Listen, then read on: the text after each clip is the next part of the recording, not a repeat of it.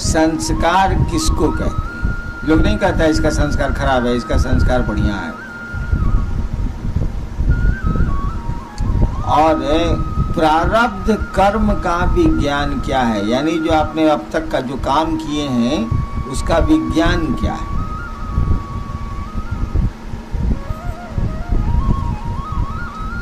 कल मैंने कहा था कि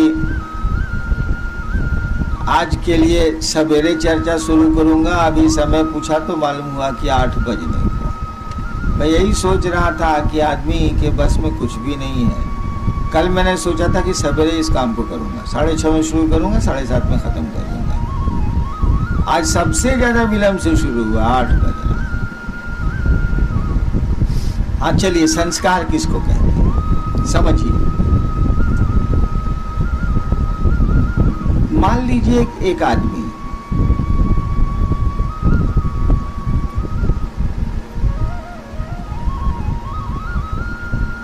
वह आदमी रोज चुन चुन के एक कीड़े को मारता है। उसने तय किया है कि हम रोज एक कीड़ा मारेंगे। मान लीजिए कि 5 कीड़ों की हत्या की सजा भुगतने भर वो जिंदा है। बूढ़ा आदमी मान लीजिए थोड़ी देर के लिए, 50-60 साल का आदमी है, 70 साल का आदमी है, उसको सनक सवार है कि हम रोज वो कीड़ा मारेंगे। जब तक जिंदा रहा वो 5 साल 2 साल मारता रहा, मर गया, शरीर छोड़ दिया उसने। जितने कीड़े मारे उसने, उसका प्रतिफल, उसका प्रतिफल माने उसका रिएक्शन तो जाएगा। मान लीजिए कि 2.5 साल आपने कीड़े मारे, तो मान लीजिए कि उसका प्रतिफल आपको, नतीजा आपको 10 साल में भुगतना पड़ सकता है। अब मर गया वो 2 साल के बाद, तो ये प्रतिफल तो बच गए, रह गए। मैं आदमी पर उदाहरण नहीं देना चाह रहा। जैसे एक आदमी है जिसने 20 हत्याएं की, मान लीजिए थोड़ी देर के लिए, एक हत्या की सजा उसको इस जीवन में मिल सकती है, बाकी हत्याओं की सजा और पहले के कर्मों के चलते आगे जा रही है। पहले जो आप पेट्रोल डाले हैं उसी से इंजन चल रहा है, बाद में जो आप पेट्रोल डाल रहे हैं वो बड़ा गंदा है, लेकिन अभी पहले वाला पेट्रोल पर आपकी गाड़ी चल रही है।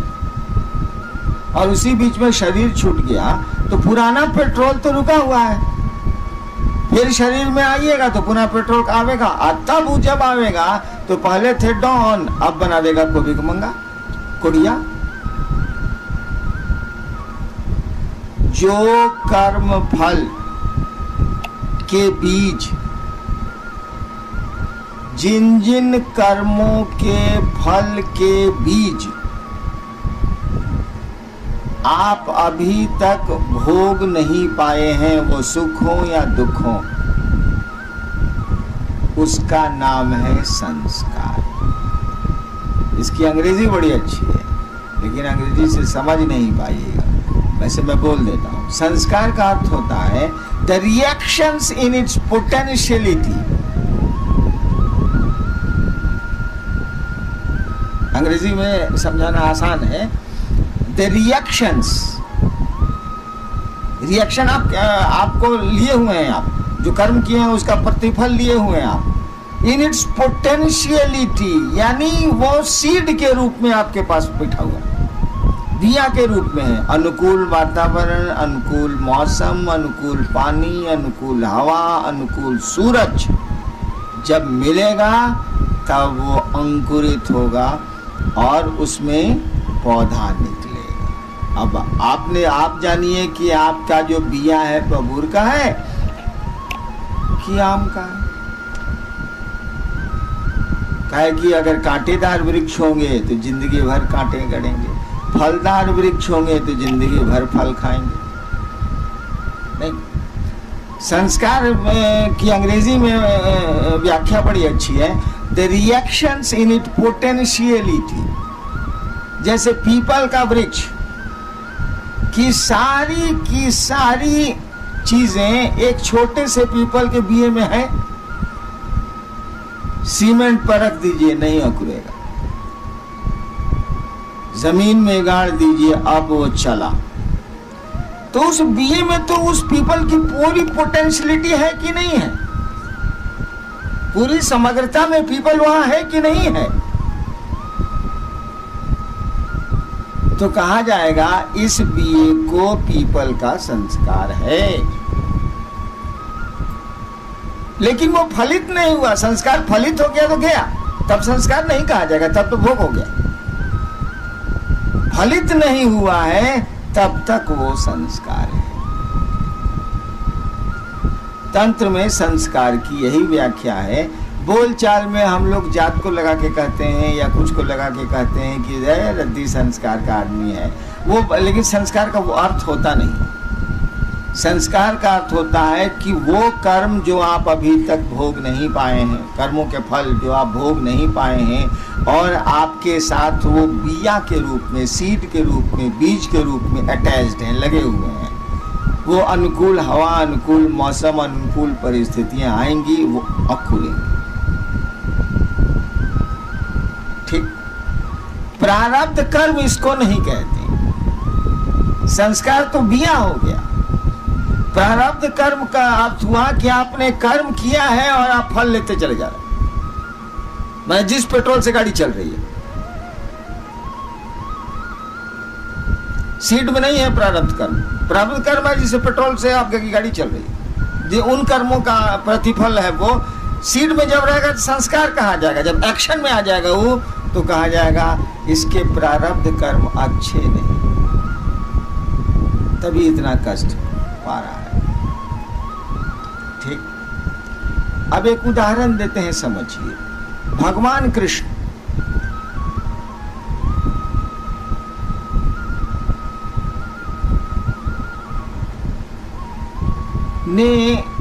ने तो नहीं कहिएगा, भगवान कृष्ण के रहते उसमें उनकी सहभागिता रही है, इन्वॉल्वमेंट रहा है।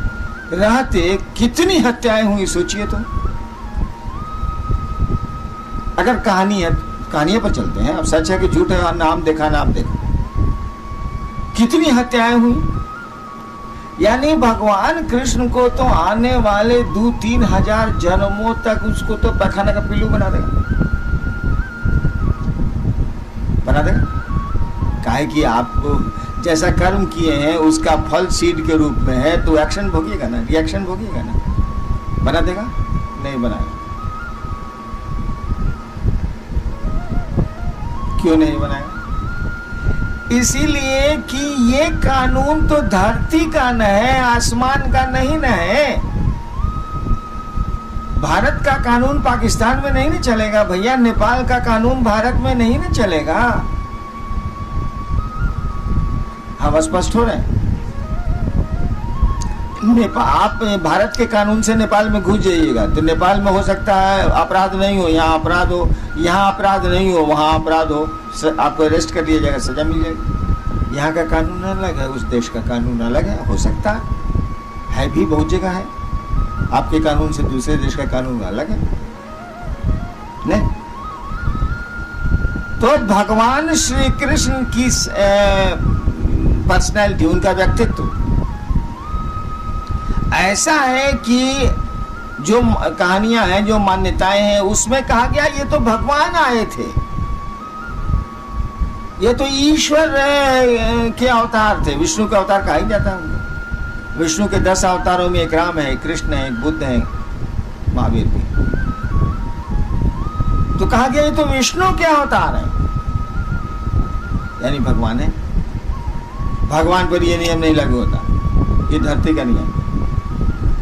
लेकिन भगवान जैसे धरती पर आएगा, अब नेपाल का, आप हिंदुस्तान के आदमी गए नेपाल, छूट गए, अब हिंदुस्तान आपको क्या करेगा? अगर नेपाल से संबंध अच्छा नहीं तो क्या हम नहीं देंगे? तब ऐसे बहुत सारे मामले हैं, हमको नहीं बोलना चाहिए। नहीं, लेकिन फिर आप नेपाल से इंडियन टेरिटरी में घुस गए, भारत की सीमा में प्रवेश कर गए, तो पहले से रखा हुआ वारंट ऑफ अरेस्ट अपराध के चलते आपको धर लेगा, नहीं धरेगा? धर लेगा। भगवान श्री कृष्ण ने जिस प्रयोजन से धरती पर अवतार लिया, तो अवतार लेने के लिए उनको जीव भाव लेना होगा। शिव जब भी शरीर में आएगा तो उसको जीव भाव लेना होगा, जैसे आपके रूप में शिव ही आया है, अवतार लेना होगा। जैसे वो अवतरित होंगे, योनिगत होंगे, जैसे होंगे वो अब धरती के कानून के पकड़ में वो आगे। कानून नहीं का बनाया हुआ, लेकिन ऊपर से तब बनाया हुआ है, यहाँ नहीं चलेगा, यहाँ वो फंसेंगे। अब भगवान श्री कृष्ण ने मान लीजिए कि 10,000 आदमी उनके चलते मारे गए, मान लीजिए, थोड़ी देर के लिए मान लीजिए, वैसे बहुत ज्यादा है। अब वो फिर उनका शरीर छूटा, बहलिए का तीर लगा। वैसे गंजन तो भगवान श्री कृष्ण का इसी जीवन में इतना हो गया कि मत पूछिए उतनी कहानी, क्योंकि महाभारत के बाद 36 साल श्री कृष्ण जिंदा रहे। आप नहीं जानते हैं कि 36 साल की हिम क्या। महाभारत जब खत्म हो गया, 18 दिन तो चलबे किया, उसके बाद 36 साल 107 या 8 साल की उम्र में उन्होंने शरीर छोड़ा। 36 साल वो जिंदा रहे और उनकी आंखों के सामने पूरा का पूरा यदुवंश समाप्त हो गया। उनकी आंखों के सामने उनके दोनों बेटों की हत्या हुई। हत्या नहीं हुई, उन्हीं के सामने उनके बड़े बेटे को मार के, बैठे हुए हैं पेड़ की जड़ के पास, मार के जूतों से उसके सर को रगड़ा जाने लगा। तब जाके श्री कृष्ण को थोड़ा क्रोध आया। उनके सामने बेटे उनके मारे गए, आपसे में लड़के मरे, कोई दूसरा नहीं मारा। उसके बाद जो खून का मारने जाने के जो खून का छींटा उनके देह पर पड़ रहा था, बैठे हुए थे पेड़ की जड़ के पास, छींटा जो पड़ रहा था उसी को धोने वो वहां गए थे। और धो के जैसे फिर वहीं एक पत्थर पर बैठे ही थे वो कि तीर आके लगा। पारधी आया दौड़ के, कहा कि पहचान लिया, कहा पारधी मैंने बह लिया। पारधी आया दौड़ के, कहा कि भगवान हमसे भूल हो गई, हमने समझा एक चिड़िया खूबसूरत सी है, लाल ओठ है उसके, मैंने तीर चला दिया। धुंधला था, अभी सुबह नहीं हुई थी पूरी तरह, धुंधला था, आज जहर वाला तीर था चला।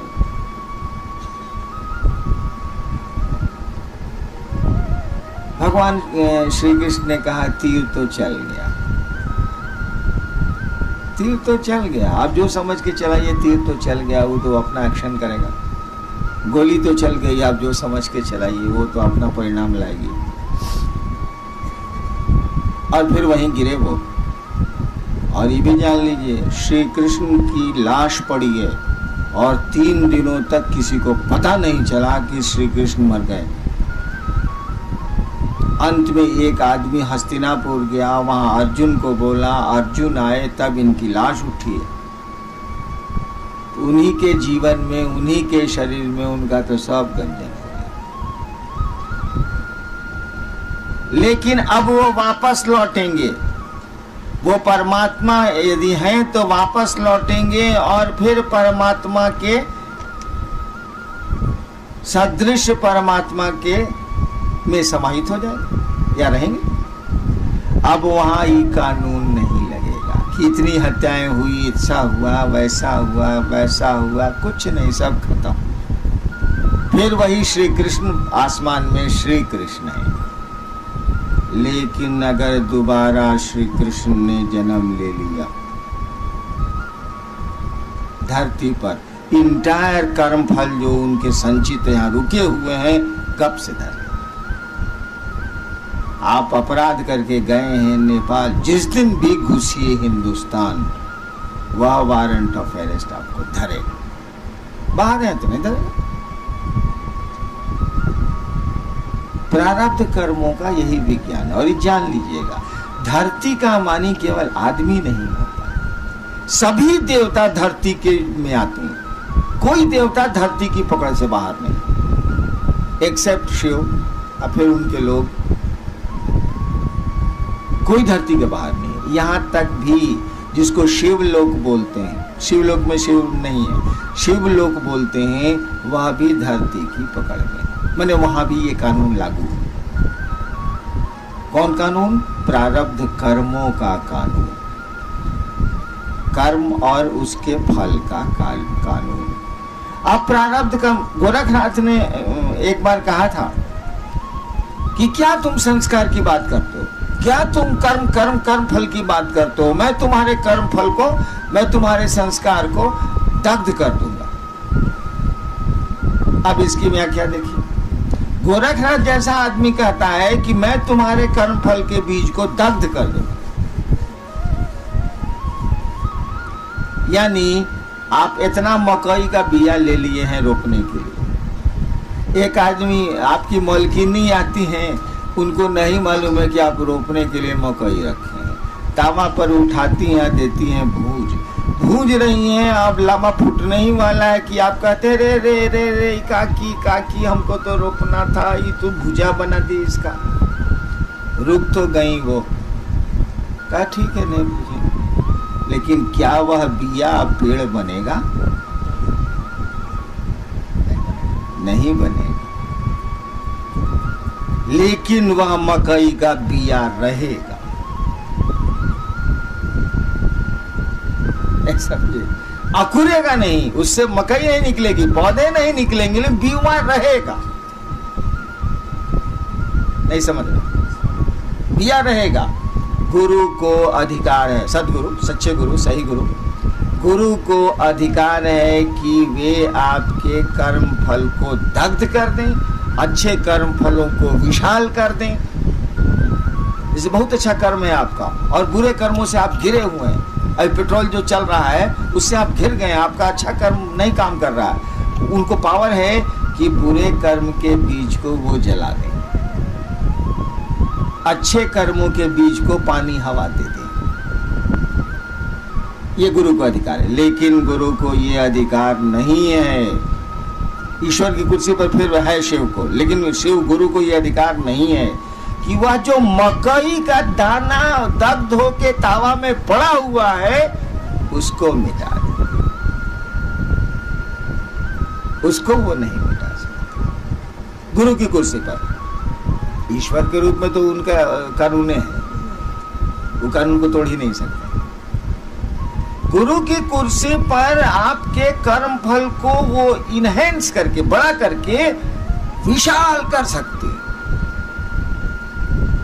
एक क्षण के संस्कार को, एक क्षण के आपके कर्म फल के बीज को, जिसमें साधु होने की कैपेसिटी है, वो एक क्षण है बस। एक झोंका आया, महादेव इतने अच्छे लगे, इतने अच्छे लगे, इतने अच्छे लगे, लेकिन ये झोंका रहेगा मुश्किल से 2 घंटा। इसको खींच के ले जा सकते हैं 200 साल। मैं 200 साल तक आपको महादेव अच्छे लगते रह जाएंगे और इसी बीच में शिव हो जाएंगे। गुरु को यह भी अधिकार है कि कोई कर्म फल आपके साथ लगा हुआ है जो 20 वर्षों तक आपको परेशान करता रहेगा और गुरु के काम में वो बाधक बनता रहेगा। आपकी दृष्टिकोण से काम नहीं होगा, उनके दृष्टिकोण से होगा। तो वो 20 साल के कर्म फल को 1/1 करोड़ हिस्सा में पास करा दे। 1/1 करोड़ हिस्सा सोचिए में पास करा दे, पता नहीं चलेगा, ये उनको पावर है। लेकिन वो सीड को नहीं हटा सकते, सीड रहेगा, वो उतना आपको लेना पड़ेगा। बिया का भक्षण आपको करना पड़ेगा, वो बिया आपको लेना पड़ेगा, उसमें गुरु कुछ नहीं करेगा। लेकिन वह बिया पेड़ नहीं बनेगा, अंकुरित नहीं होगा, यह गुरु कर सकते हैं, उनको पावर है। सही गुरु को, उनको पावर है। लेकिन बीए को हटा देने का पावर मात्र शिव को है, क्योंकि मात्र शिव महेश्वर शिव, ईश्वर शिव, भगवान उनको है और वो उन्हीं का कानून है, इसीलिए हटाते नहीं है। उन्हीं का नियम है, उन्हीं की इच्छा से ये सिस्टम चल रहा है, इसीलिए हटाते नहीं हैं। अब सुनिए, मैंने कई बार कहानियां सुनाई हैं कि एक आदमी था जो कथा पढ़ता था और भगवान का बहुत बड़ा भक्त था। एक गांव के बाहर आया और पहले तो नियम था ना कि कोई साधु आया है गांव के बाहर तो गांव वाले उसको भोजन वोजन कराते थे। तो लोग कथा सुनने शाम में जाते थे और कथा सुनते थे और गांव के लोग उसको भोजन देते थे। गांव के बाहर एक मंदिर के बाहर टिका हुआ था। एक औरत थी जो प्रतिदिन खाना बना के ले जाती थी, उनको खिलाती थी, पानी ले जाती थी, पिलाती थी, और ये सिलसिला 6 महीने तक चला। समझ रहे? 6 महीने तक चला। 6 महीने के बाद उस कथावाचक भक्त को कहीं वहां से अब जाना था। उसने रात में कहा कि देखो मैं परसों चला जाऊंगा, तुम 6 महीने से मुझको भोजन करा रही हो, कुछ चाहिए तो बोलो। उस महिला ने कहा हम कुछ चाहने के लिए आपको नहीं खिलाते, हम तो आप साधु हैं, हमको श्रद्धा है इसीलिए खिलाते हैं, हमको कोई जरूरत नहीं है, कोई इच्छा नहीं है, इसके चलते हम तो किसी चीज के लिए, किसी चाहत के लिए आपको खिलाता हूँ, ऐसा नहीं। कहने नहीं 6 महीना तुम खिलाई हो, कुछ तो हमको देना चाहिए। कहते नहीं छोड़िए, हम तो ऐसे ही आपको खिलाते थे, कुछ हमारे दिमाग में नहीं है, कुछ भी हम नहीं चाहे। ये एकदम जिद पर अड़ा हुआ था कि इतना दिन इसका एहसान है, कुछ दे दे। जिद किया इसने तो उस महिला ने कहा कि देखिए हमको शादी हुए 15 साल हो गए, हमको कोई संतान नहीं है।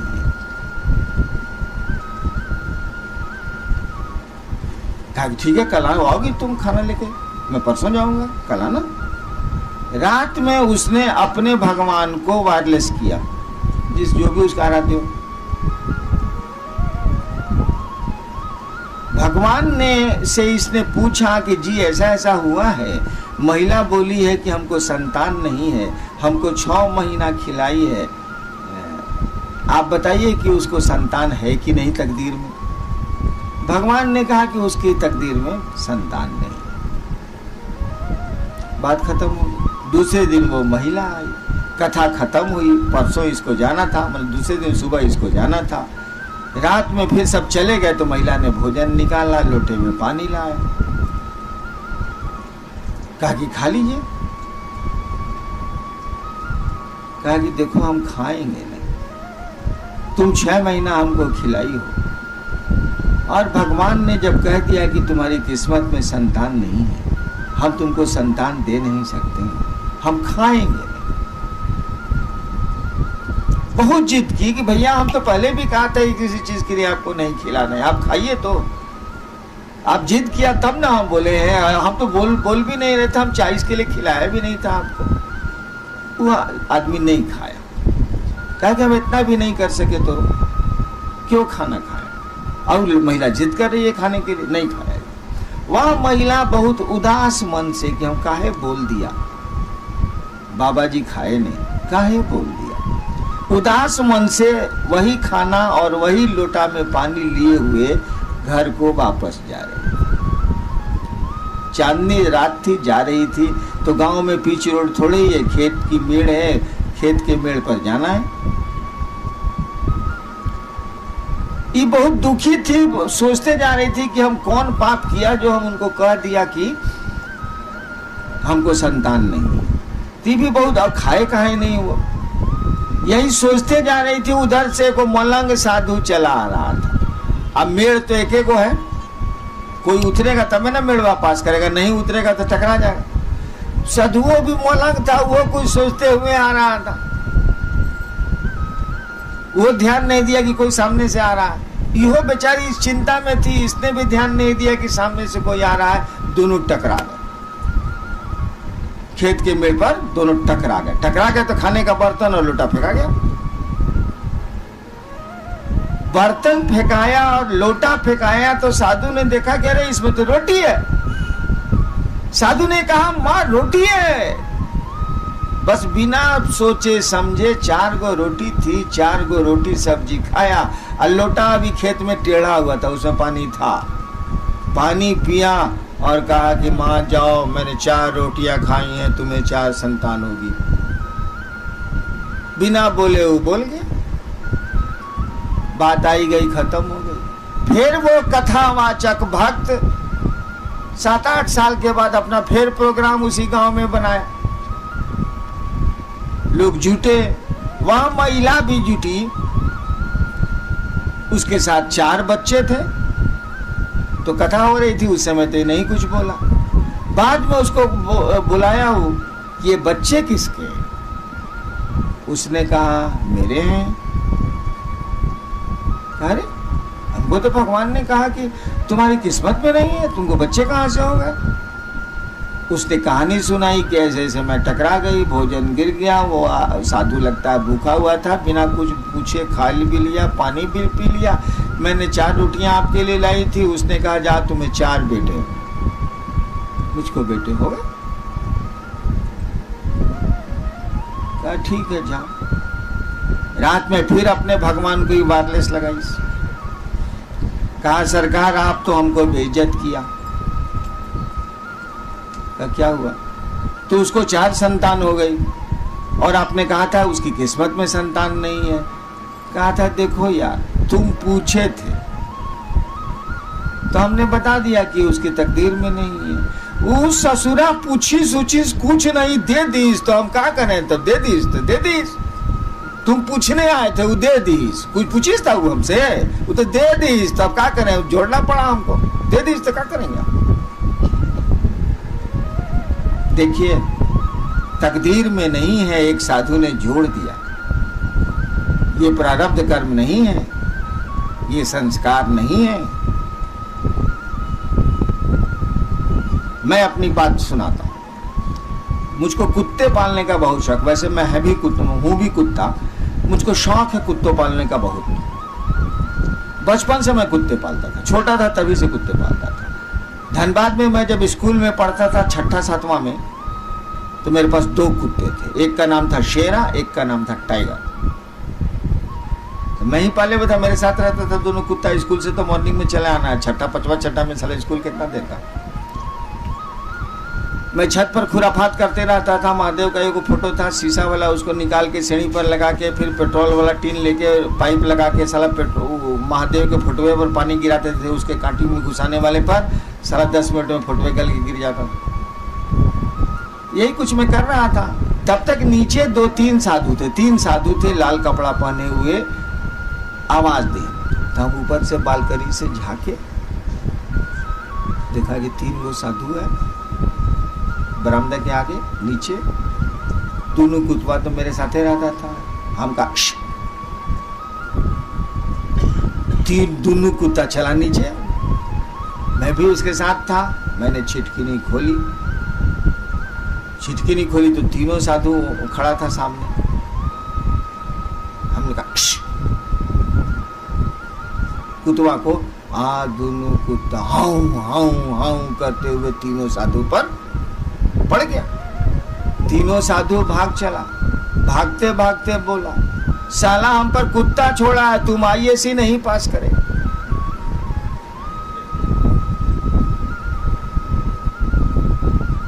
इतनी बात हमको थोड़ी याद थी, इससे ज्यादा याद नहीं थी। कौन इस पर विचार करता है? आए हम IAC में, पहला बार जो काम किया वो माइक से नहीं सुना सकते।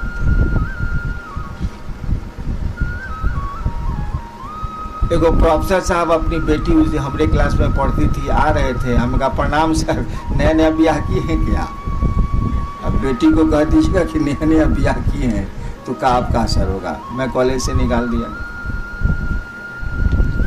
दूसरी जगह गया जहाँ ये टीचर थे, एगो हमारे साइंस के हेड ऑफ डिपार्टमेंट थे। हम किया क्या था बदमाशी, H2S गैस होती है ना, जो बड़ी बसाती है, साइंस के तो स्टूडेंट लोग हैं, तो उसको बरामदे में बना के उसमें क्लिप लगा दिया जाता है रबर में कि गैस नहीं लीक करे। खरी प्रयोग करना होगा तो उसको बीकर में डाला जाएगा, ऐसे बंद रहेगा। खुल जाएगा तो साला तो इलाका का इलाका गंधाइन कर देगा।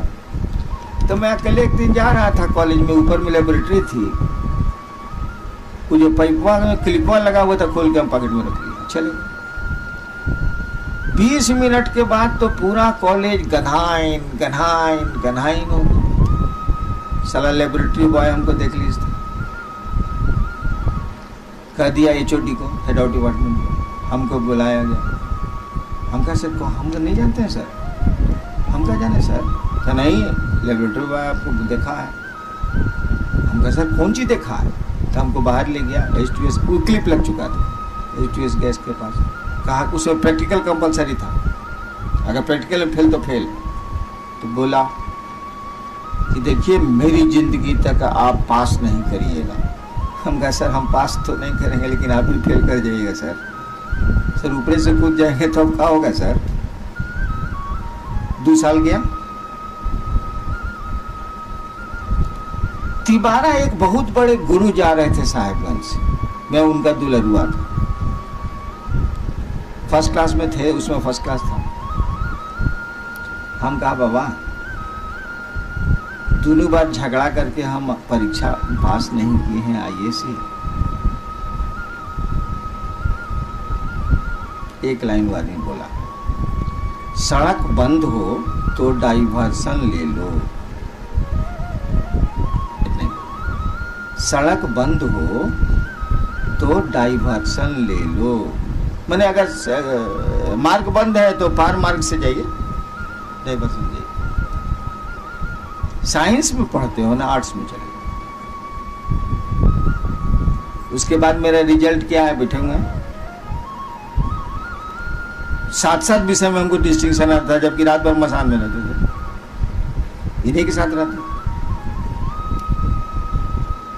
देखिए हमारे कर्म फल में तो नहीं था कि IAS पास नहीं करेगा, साधु ने डाल दिया, कुत्ता लुका ने पकड़। अब वैसे लोग नहीं है, लेकिन एक जमाना था कि थे लोग।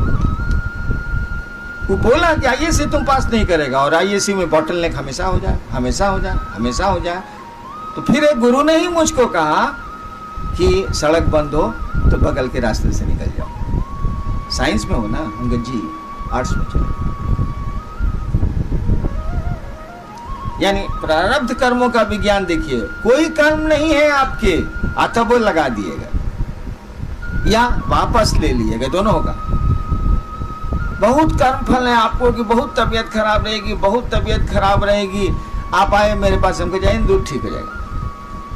वो जो सीड वहां तक काम किया है उसके बाद मुरझाने लगेगा, मुरझाने लगेगा तो पेड़वा मुरझा जाएगा, पेड़वा जब मुरझा जाएगा तो कटवा कहाँ से करेगा, मुरझा के मर जाएगा। यानी ये ऐसा कौन कर सकता है, इसका विज्ञान समझिए। ये पूरा का पूरा सिस्टम, पूरी की पूरी ये पद्धति कि कर्म कोई करेगा और कर्म के फल लेगा, ये तो उस शिव की इच्छा से न है, उस ईश्वर की इच्छा से न है। इसके पीछे जो कानून का बल है वो तो शिव की इच्छा है ना, पार्लियामेंट वहां थोड़ी है। ये भाई धरती पर जो भी सिस्टम चल रहा है वह शिव की इच्छा से न चल रहा है। कर्म कर्म फल का विज्ञान, कर्ता आप हैं तो कर्म आप करिएगा, कर्ता कर्म करेगा तो कर्म के फल भी लेगा। कर्ता आप नहीं है तो आप कर्म नहीं करेंगे। सब करे छथिन महादेव, बोली में नहीं मौन बूझने लगा, आप कोई कर्म नहीं हो रहा, सब कर्म महादेव कर रहे हैं। हम नहीं करे छी हो महादेव जनथिन बा, भूख लगल छे जाई छी कुछ खाएला। अब आप करता नहीं है, तो जब करता नहीं है तो कर्म कैसे करिएगा। तो आपका मन तो बुझ रहा है महादेव करता है, आप तो माध्यम है, मशीन हो गए आप। तो कर्म ही नहीं कीजिएगा तो फल कहां से लीजिएगा। ये पूरा का पूरा सिस्टम उस शिव की इच्छा से न चल रहा है, इच्छा माने शक्ति, उस शक्ति से न चल रहा है। किसी ने अपने मन को शिव के मन से जोड़ दिया। इतना बड़ा लोहा का गोला इतने दूर में ताप पैदा कर रहा है, एक दूसरा गोला भी आया और वो इतना थोड़ा सा गर्म हो गया, तो वो कुछ दूर में ताप फैलाएगा, हीट फैलाएगा। लोगों का मन कुछ लोगों का मन उस शिव से जुड़ जाता है तो पूरा का तो पूरा नहीं, लेकिन कुछ दूरी तक वो जो चाहते हैं उस सिस्टम को उलट देते हैं, जोड़ देते हैं, घटा देते हैं। नहीं क्लियर हुआ? किसी का मन शिव से जुड़ गया है, उन्हीं की इच्छा से हो रहा है ये काम, तो इसकी भी इच्छा तो छोटे मोटे शिव की इच्छा हो रही है ना। इसने कहा ये काम नहीं होते तो नहीं होते जो, अब वो सिस्टम तो वहां ब्रेक कर गया, सिस्टम ब्रेक कर गया, या आपके कर्म फल में नहीं है, उसने कहा जाओ हो जाएगा।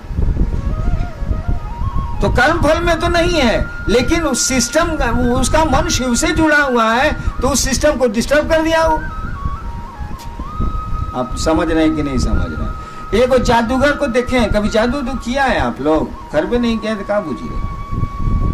जादूगर को देखिएगा, उसके साथ एक छोकड़वा रहता है, दुगरम चलवा रहता। पहले की बात हम कह रहे हैं, जब जादूगरों मेरा साथ था तब उसके साथ एक छोकरा रहता। साला बहुत बात पूछता है, पूरा बात तो नहीं पूछता है, लेकिन बहुत बात पूछता है। साला अकेले रहेगा तो वो कुछ खेल तमाशा करिए देगा। उसको बोलते हैं जमूरे। कचहरी में देखिएगा तो जादूगर बोलेगा हाँ जमूरे, हाँ उस्ताद। वो बोलेगा हाँ उस्ताद। हाँ बोल जमूरे, हाँ उस्ताद। साहब के पॉकेट में क्या है जमूरे? उस्ताद साहब के पॉकेट में कलम है उस्ताद।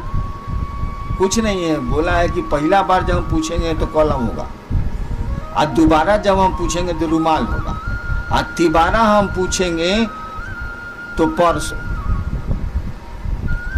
तो सोच रहा है 1 हुआ, 2 हुआ, 3 हुआ, 4 हुआ, 5 हुआ। वो पूछता है कि जादूगर करता कैसे ही धंधवा है साला, उल्लू कैसे ही बना था। तो वो पूछता है थोड़ा बहुत, उसी के मदद से वो काम लेते हैं जादूगर। तो महादेव के साथ जो जमूरे रहते हैं ना साले, इनको भी थोड़ा थोड़ा बुझाने लगता है। इसीलिए ये भी कुछ कहीं ना कहीं पेचकस सिस्टम में लगा देते हैं। जब पेचकस वाला लगा देंगे तो साला पेट्रोल जाना था साला 1 mm तो जा रहा है साला आधा mm। पेट्रोल जाना था आधा mm, स्क्रू को ढीला कर दिया जा रहा है 5 mm। जाए साला। समझ रहे इस बात को कि नहीं? प्रारब्ध कर्मों का विज्ञान भी प्रभावित होता है साधुओं के, साधु में सही साधु, साधुओं के द्वारा, फकीरों के द्वारा, मस्त मौला लोगों के द्वारा, जिनका मन उस खुदा, उस भगवान से जुड़ रहा है, जुड़ जाए। ज्यादा जुड़ जाएगा तो साला वो बुझ जाएगा कि हमसे बढ़िया महादेव चलाते हैं, हम नहीं बोलेंगे ठीक है।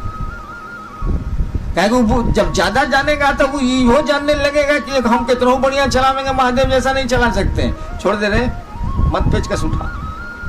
कौन जानेगा, जैसे हम लोग के जैसे आदमी कौन जानेगा, तो नटवा टाइट है का खोल दिया जरा से, हाँ पानी जा रहा है।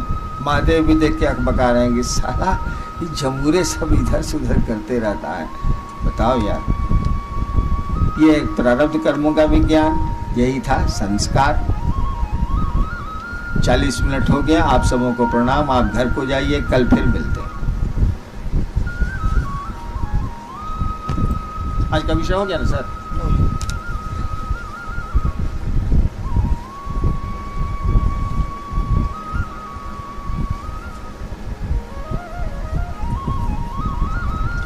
लेकिन नया विषय था शिव शिष्टा में, इसकी व्याख्या कम हुई। नया विषय